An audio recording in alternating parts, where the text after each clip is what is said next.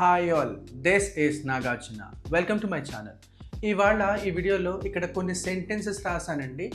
నిధులు మంజూరు చేయబడినవి, దర్యాప్తు ప్రారంభించబడింది, సమస్య గుర్తించబడింది, సమావేశం వాయిదా వేయబడింది, పరీక్షా ఫలితాలు ప్రకటించబడినవి, సమావేశం నిర్వహించబడలేదు, ఫలితాలు ప్రకటించబడలేదు. ఇలాంటి సెంటెన్సెస్ ఎలా రాయాలి? చాలా సింపుల్ సెంటెన్సెస్ తీసుకున్నానండి. వీటిని ఎలాగ రాయాలి, పాసివ్ వాయిస్లో రాయాలా, ఎలా రాయాలి అనేది చూద్దామండి. ఏ టెన్స్ ఉపయోగించాలి అనేది చూద్దామండి. మొత్తం అన్ని సెంటెన్స్లో మీకు నేను రాసి చూపిస్తాను.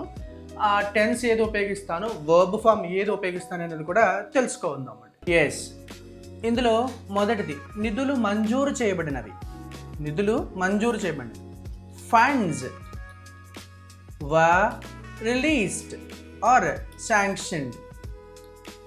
ఏంటండి? Funds were released. దర్యాప్తు ప్రారంభించబడింది. ద ఇన్వెస్టిగేషన్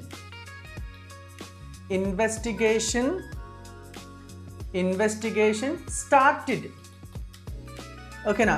ఇన్వెస్టిగేషన్ బదులుగా ఇంకేం రాయొచ్చండి? ప్రౌబ్. ఇన్వెస్టిగేషన్ అన్న ప్రౌబ్ అన్న ఒకటి.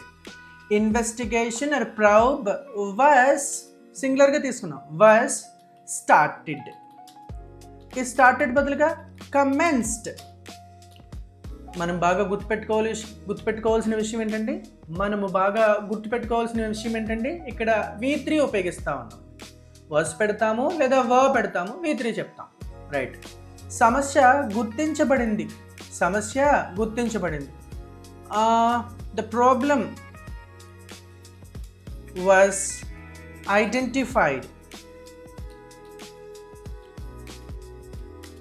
The problem was identified. లేకపోతే the problem was recognized అలా కూడా చెప్పచ్చండి. The problem was identified. Problem బదులుగా ఇష్యూ. ఓకేనా? మళ్ళీ ఇంకోసారి రాస్తాం.